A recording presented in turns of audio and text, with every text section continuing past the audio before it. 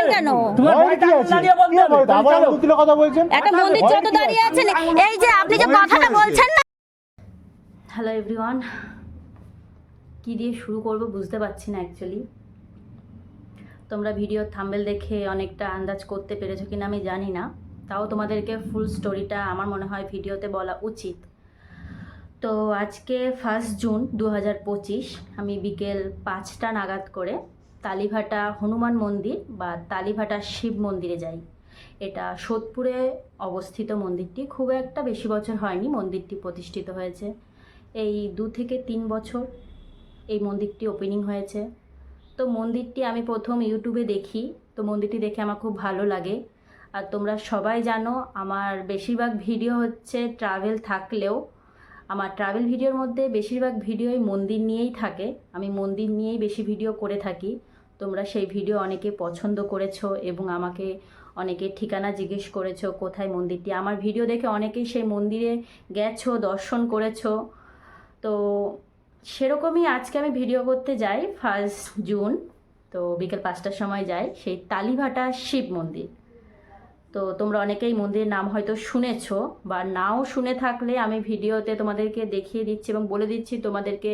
আমি মন্দিরের যেই লিঙ্কটা, গুগল ম্যাপের লিঙ্কটা, সেটা আমি প্রোভাইড করে দেবো ডেসক্রিপশানে। তোমরা সেটা দেখেও বুঝতে পারবে আমি কোন মন্দিরের কথা বলছি।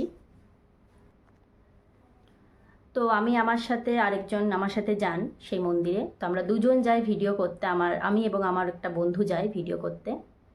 তো যখন মন্দিরের ভিডিও করতে শুরু করি, তো প্রথমে সবই ঠিক ছিল এবং মন্দিরের গেটে যেমন লেখা ছিল জুতো খুলে প্রবেশ করবেন, আমি সেই মতোই আমরা দুজন জুতো খুলে ভেতরে প্রবেশ করি।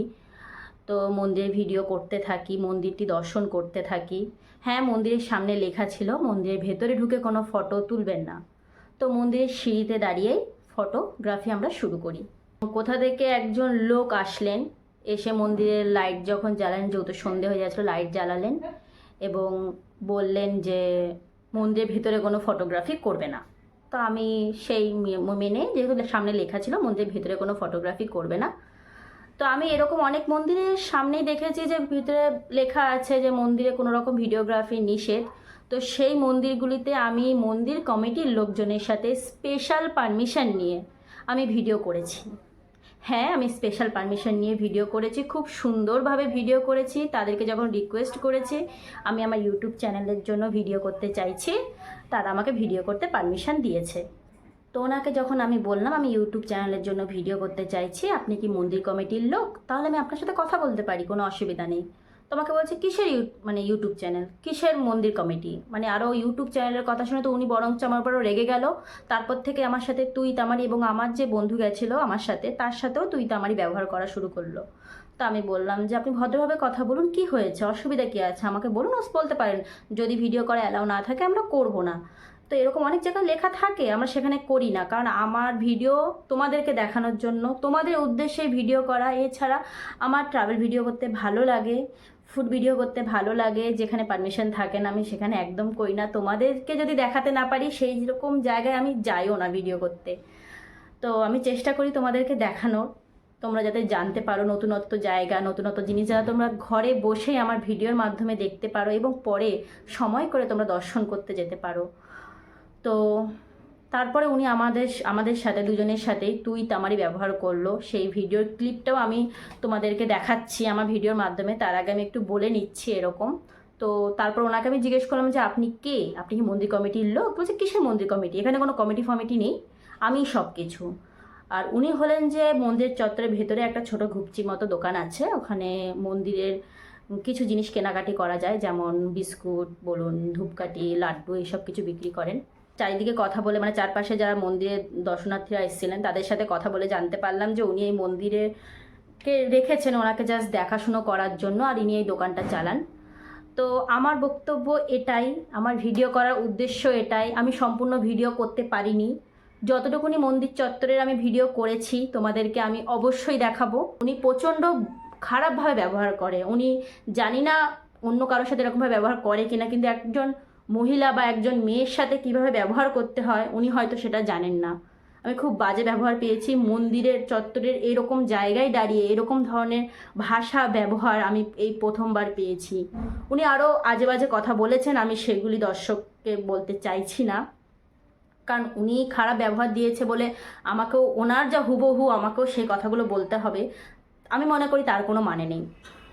তো এইটুকুনি তোমাদের সবার কাছে রিকোয়েস্ট করব, মন্দিরটি সত্যি খুব সুন্দর, কিন্তু বিশ্বাস করো মন্দির চত্বরের এই ভদ্রলোক, আমি বলবো না, এই লোকটির ব্যবহার প্রচণ্ড পরিমাণে খারাপ। ব্যাস সেইটুকুনি বলবো, তোমরা ভিডিওটি দেখো। এটি হচ্ছে মন্দিরের প্রধান প্রবেশ করার গেট, যেখানের উপরে লেখা আছে শ্রী শ্রী রাধা গোবিন্দ সেবাশ্রম। এই গেটের সামনে দিয়ে সোজা রাস্তা চলে গেছে মন্দিরের ঠিক সামনে। একদম রাস্তার বাদিকেই রয়েছে এই তালিভাটা শিব মন্দির বা তালিভাটা হনুমান মন্দির।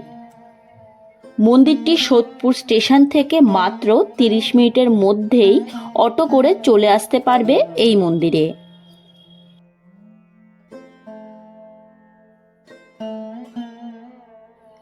মন্দিরের সামনেই প্রবেশ করার দুটি বড় বড় গেট রয়েছে, তবে একটি গেট এখন খোলা থাকে, যেটি রয়েছে আরেকটু সামনে গিয়ে ডান দিকে।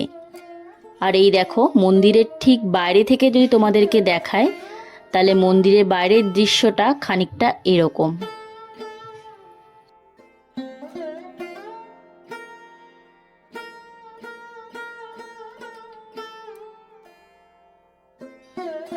পুরো মন্দিরের বাইরে থেকেও যদি তোমরা দেখো তাহলে দেখতে পাবে মন্দিরের গা জুড়ে করা হয়েছে বিভিন্ন পৌরাণিক কাহিনীর চিত্রগুলি ফুটিয়ে তোলা হয়েছে।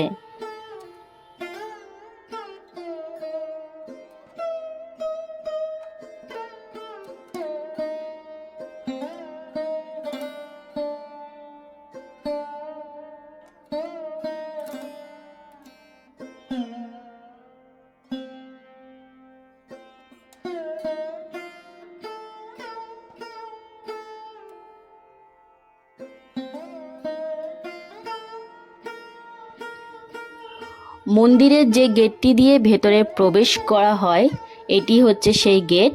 এই গেটের ওপরে দেখো খুব সুন্দরভাবে মহাভারতের একটি দৃশ্য ফুটিয়ে তোলা হয়েছে।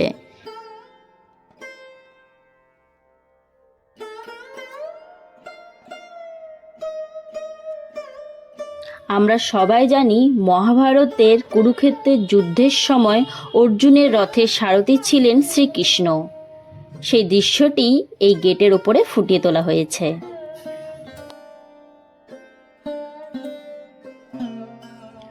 মন্দিরের বাইরেটা তো তোমাদেরকে আমি দেখালাম, এবার চলো মন্দিরের ভেতরে প্রবেশ করে মন্দিরের চত্বরটি পুরোটা তোমাদেরকে ঘুরিয়ে দেখায়। মন্দিরটা অনেকটা বিস্তৃত এলাকা জুড়েই কিন্তু অবস্থিত। আর এই মন্দির চত্বরের মধ্যে রয়েছে টোটাল 3টি মন্দির। একটি হচ্ছে হনুমান মন্দির, এবং আরেকটি হচ্ছে শিব মন্দির, এবং আরেকটি হচ্ছে শ্রী শ্রী রাধা গোবিন্দ মন্দির। তোমাদেরকে আমি 3টে মন্দিরই ঘুরিয়ে দেখাবো, এবং এই মন্দিরের সাথে রয়েছে একটি পুকুরও। তোমাদেরকে সেই পুকুরটিও আমি ঘুরিয়ে দেখাবো। চলো প্রথমে আমরা হনুমান মন্দিরটি দেখে আসি।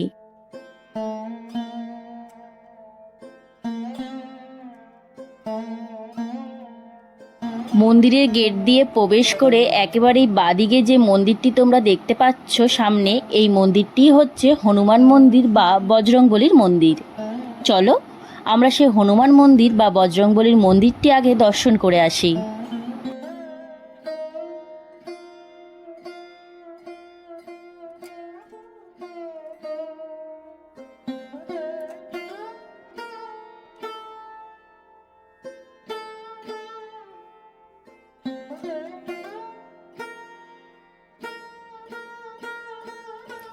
এই হনুমান মন্দিরের বাইরের দৃশ্যটা যদি তোমরা দেখো, তাহলে তোমরা দেখতে পাবে রামায়ণের বিভিন্ন চিত্র কিন্তু এখানে ফুটিয়ে তোলা হয়েছে। যেহেতু আমরা সকলেই জানি হনুমানজির অনেক আমরা কাহিনী, যে হনুমানজিকে আমরা চিনতেই পারি কিন্তু রামায়ণের কাহিনী থেকে, তাই জন্য হনুমানজির এই মন্দিরটার বাইরে এবং ভিতরে দুটো জুড়েই কিন্তু করা হয়েছে রামায়ণের বিভিন্ন দৃশ্য।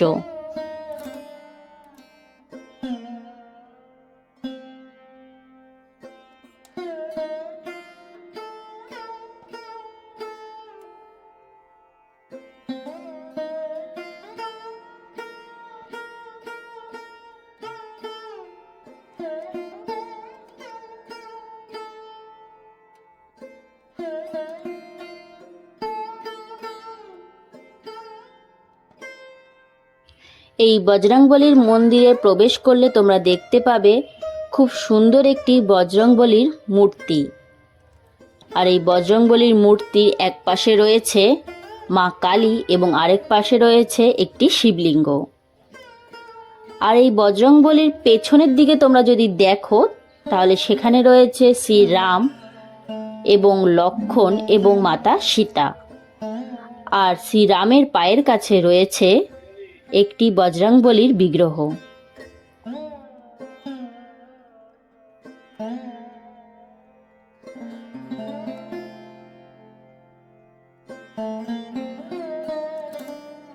আর মন্দিরটির ভেতরে ওপর দিকে যদি তোমরা দেখো তাহলে দেখতে পাবে বিভিন্ন পৌরাণিক কাহিনীগুলি এখানে বর্ণনা করা হয়েছে।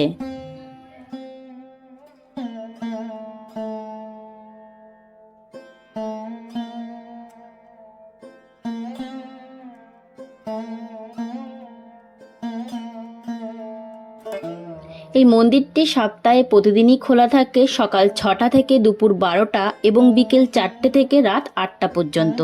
তোমরা সপ্তাহে যে কোনো দিন এই মন্দিরে এসে দর্শন করতে পারো। এই বজরংবলীর মন্দির থেকে তোমাদেরকে যদি বাইরের দৃশ্যটি দেখায় পুরো মন্দির চত্বরে, তাহলে দেখো কতটা সুন্দর। ওই দেখো সামনে সুন্দর বাগানও করা আছে, আছে একটি খুব সুন্দর পুকুরও।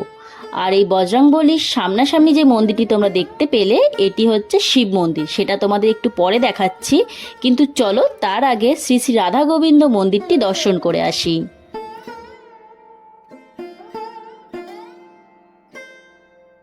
এই যে সামনে দেখতে পাচ্ছ, এই সিংহদ্বারটা পেরিয়ে তোমরা যখন শ্রী শ্রী রাধা গোবিন্দ মন্দির দর্শন করতে যাবে তার আগেও একটি প্রবেশদ্বার আছে। আর এই প্রবেশদ্বারের সামনে দেখো খুব সুন্দর একটি দৃশ্য ফুটিয়ে তোলা হয়েছে, যেখানে শ্রীকৃষ্ণ রাধাকে সাজিয়ে দিচ্ছেন। সত্যি খুব সুন্দর একটি দৃশ্য ফুটিয়ে তোলা হয়েছে। চলো এবার মন্দিরটা দর্শন করে আসি।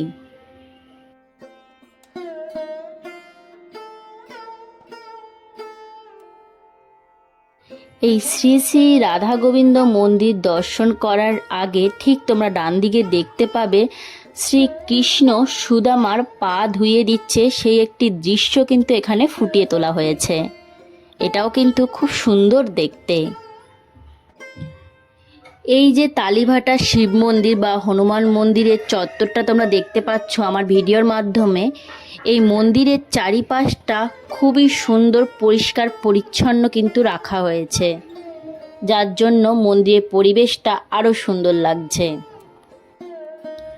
এখন যে তোমরা দৃশ্যটি দেখতে পাচ্ছ এটি হচ্ছে শ্রী শ্রী রাধা গোবিন্দ মন্দিরের ভেতরের যেই বিগ্রহগুলি রয়েছে সেই বিগ্রহগুলি তোমরা দেখতে পাচ্ছ। দেখো কি সুন্দর রাধা এবং কৃষ্ণের একটি বিগ্রহ রাখা রয়েছে, অপূর্ব সুন্দর লাগছে।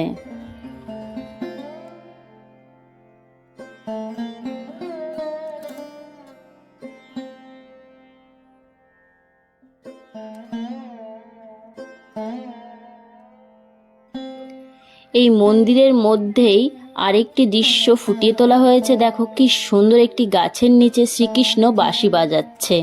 আর এই দেখো ভালো করে দেখলে তোমরা বুঝতে পারবে এই গাছে কিন্তু মৌচাকও বানানো হয়েছে।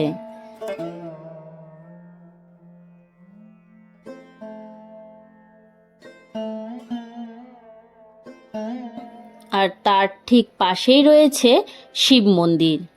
আর দেখো এই শিব মন্দিরের ঠিক ওপরটায় দেবাদিদেব মহাদেবের কি সুন্দর একটি দৃশ্য ফুটিয়ে তোলা হয়েছে। এটা দেখতে কিন্তু সত্যি অসাধারণ লাগছে।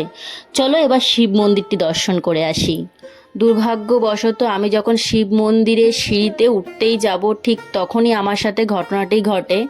আমাকে সেই লোকটি আমাকে পেছন থেকে ডেকে আমাকে অকথ্য ভাষায় কথা বলে এবং প্রচুর পরিমাণে অপমানজনক কথা বলে, যার কারণে আমি ভিডিওটি অফ করে দিই এবং তার সাথে কথা বলি এবং কথা চলাকালীন আমি তার ভিডিওটি করতে পারিনি। উনি যেসব ভাষায় আমার সাথে কথা বলেছে সেসব ভাষাগুলি আমি সম্পূর্ণ ভিডিওটি করতে পারিনি, তবুও আমি যতটুকুনি করেছি আমি সেইটুকুনি তোমাদেরকে দেখাচ্ছি। বাদবাকি এবার তোমরাই বিবেচনা করো সেটা ঠিক নাকি ঠিক না। কিন্তু বিশ্বাস করো এই ঘটনাটি ঘটে যাওয়ার পর আমি জানি না আমি আর কোনো মন্দিরে ভিডিও করতে যেতে পারবো কি না। সত্যি আমার মন থেকে আমি জানি না আমি পারবো কিনা, বা এটাই আমার লাস্ট মন্দির ভিডিও কিনা আমি বলতে পারছি না। তোমরা দেখো।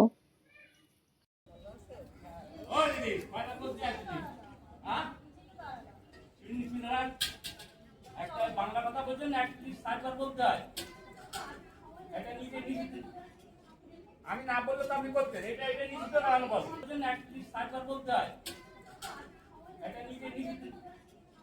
আমি না বললে তো আপনি করতেন। এটা এটা নিশ্চিত না বল। কতবার বলতে কতবার বলতে হয়। চলেন। কি অভদ্র ব্যবহার করে যাচ্ছেন কি জন্য? আপনার সাথে তো কোনো অভদ্র ব্যবহার করা হয়নি। তিনবার বলেছি আপনাকে, একটা জিনিস কয়বার বলতে হয়?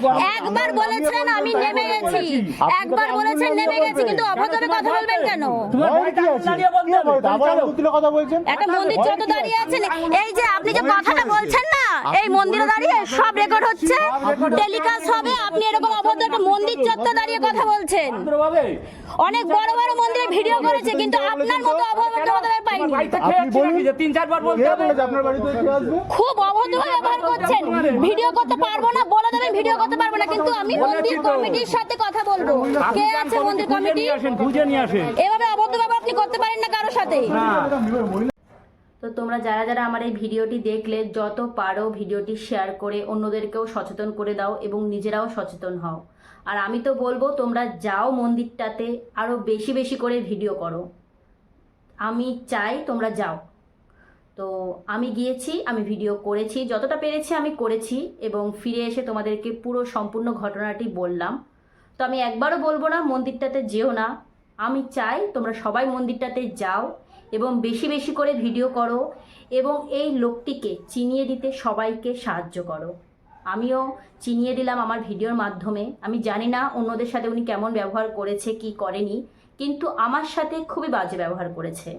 আমার সাথে এবং আমার এই বন্ধুর সাথে খুবই বাজেভাবে, খুবই রুডলি, খুবই অপমানজনকভাবে, মানে এরকম ব্যবহার আমি সত্যি কোনো মন্দির চত্বরে গিয়ে বা আজ পর্যন্ত এতগুলো ভিডিও করেছি, কোথাও গিয়ে এরকম ব্যবহার আমি কারো থেকে পাইনি। মন্দিরটি সত্যি খুব সুন্দর, তোমরা অবশ্যই যাও মন্দিরটি দেখতে, মন্দিরটি দর্শন করতে। মন্দিরের পরিবেশও খুব সুন্দর, কিন্তু এই মন্দির চত্বরে এই যে লোকটি আছেন, লোকটির ব্যবহার একদমই খারাপ।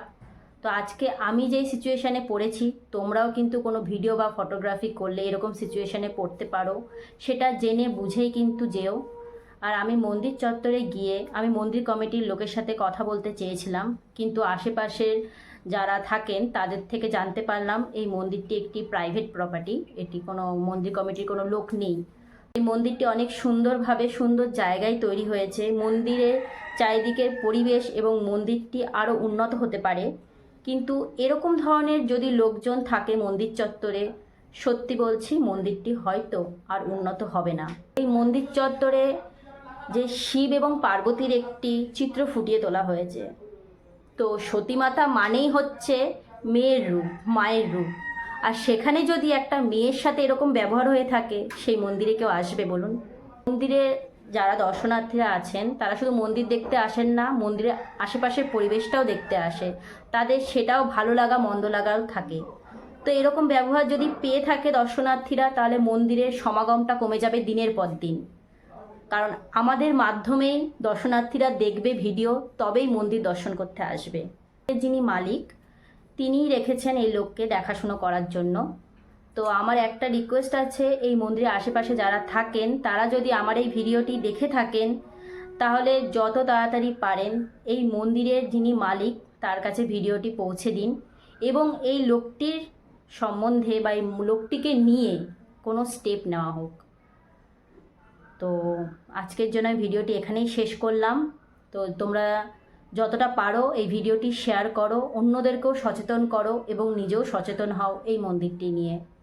তো এই মন্দিরের যিনি মালিক আছেন তার উদ্দেশ্যে আমি বলতে চাইছি, যদি আপনি আমার এই ভিডিওটি দেখে থাকেন তাহলে একটাই রিকোয়েস্ট করব, মন্দিরটি খুবই সুন্দরভাবে তৈরি করা হয়েছে, মন্দিরে অনেক দর্শনার্থীও আসছেন, কিন্তু আজ আমি যে ব্যবহারটি পেয়েছি সেই ব্যবহার যদি আরও অনেকে পেয়ে থাকে, তাহলে কিন্তু এই মন্দিরে আরও উন্নতি করা যাবে।